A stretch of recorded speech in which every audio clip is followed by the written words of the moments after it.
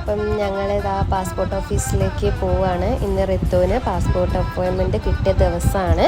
അപ്പം ഞങ്ങളിതാ പാസ്പോർട്ട് ഓഫീസിലേക്ക് പോയി അവിടെ എത്തിയിട്ടുണ്ട്. ഭയങ്കര റഷാണ് അവിടെ.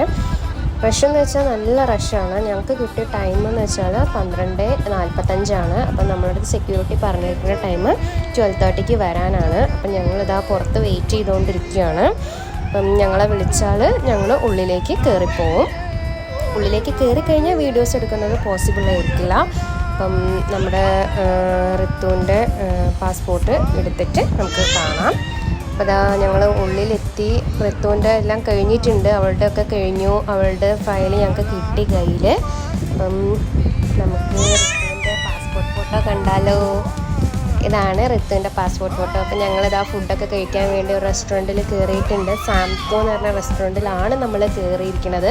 അപ്പോൾ നമ്മൾ കയറുമ്പം നമുക്ക് അതിൻ്റെ വീഡിയോസ് എടുക്കാനൊന്നും പറ്റിയിട്ടുണ്ടായിരുന്നില്ല. അപ്പോൾ അതാ നമ്മളെ കുട്ടി സഹകരിച്ച് ഇങ്ങനെ ഇരിക്കുന്നുണ്ട്. ബേബി ചെയറിലൊക്കെയാണ് ഇരിക്കുന്നത്. ആൾക്ക് നല്ല ഉറക്കമൊക്കെ വരുന്നുണ്ട്. ഇടയ്ക്ക് ഇങ്ങനെ ഒച്ചമ്പിളിയൊക്കെ ഉണ്ടാക്കുന്നുണ്ട്, ഇടയ്ക്ക് ചിരിക്കുന്നുണ്ട്, എന്തൊക്കെയോ ചെയ്യുന്നൊക്കെ ഉണ്ട്. അവൾ പിന്നെ ബേബി ചെയറിൽ കംഫേർട്ട് ആയതുകൊണ്ട് കുഴപ്പമൊന്നുമില്ല. ഞാൻ അവളെ കൂടെ കുറച്ച് നേരമൊക്കെ ഇങ്ങനെ സ്പെൻഡൊക്കെ ചെയ്ത് ടൈമൊക്കെ സ്പെൻഡ് ചെയ്തു ഇങ്ങനെ ഇരിക്കുന്നുണ്ട്.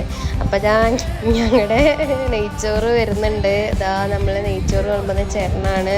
നമുക്ക് നെയ്ച്ചോറൊക്കെ വിളമ്പി തരുന്നുണ്ട്. ആളിങ്ങനെ നോക്കുന്നുണ്ട് നമ്മൾ എന്താ കഴിക്കണേന്ന് ഇങ്ങനെ നോക്കിയിരിക്കുകയാണ്. ആളുടെ മെയിൻ ഹോബി എന്ന് പറയുന്നത്. അതിപ്പോൾ വീട്ടിലാണെങ്കിൽ അത് തന്നെ അവസ്ഥ.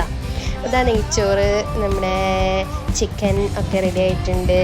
ഇടയ്ക്ക് അവളുടെ കൂടെ കളിയും ചിരിയൊക്കെ ആയിട്ട് ഇങ്ങനെ നിന്ന് അങ്ങനെ നമ്മുടെ ഫുഡൊക്കെ കഴിച്ച് കഴിഞ്ഞു. അപ്പോൾ ഇതാ നമ്മൾ പുറത്തുനിന്ന് വ്യൂ എടുക്കാൻ മറന്നതുകൊണ്ട് ഞാനത് ആ വീഡിയോ ഞാൻ ലാസ്റ്റിലേക്കാണ് ഇടുന്നത്. അപ്പോൾ ഇതാണ് നമ്മളെ ഫ്രണ്ട് ഭാഗം എന്ന് പറയുന്നത് സാംകോൻ്റെ. അപ്പോൾ ഇതാ അവിടുത്തെ കുറച്ച് കാര്യങ്ങളാണ്. അങ്ങനെ നമ്മളിതാ കോട്ടക്കുന്നിലേക്ക് പോകാൻ റെഡിയായി നിൽക്കുകയാണ്. നമ്മൾ കോട്ടക്കുന്നിലേക്ക് എത്തി. ഒരു ഡേ ഔട്ടൊക്കെ ആയതുകൊണ്ട് നമ്മൾ കോട്ടക്കുന്നാണ് ഇന്ന് പ്ലാൻ ചെയ്തത്. അപ്പോൾ ഇതാ നമ്മൾ കോട്ടക്കുന്നെത്തി. ഇനി നമുക്ക് ബാക്കി കോട്ടക്കുന്ന് വിശേഷങ്ങൾ കാണാം കേട്ടോ.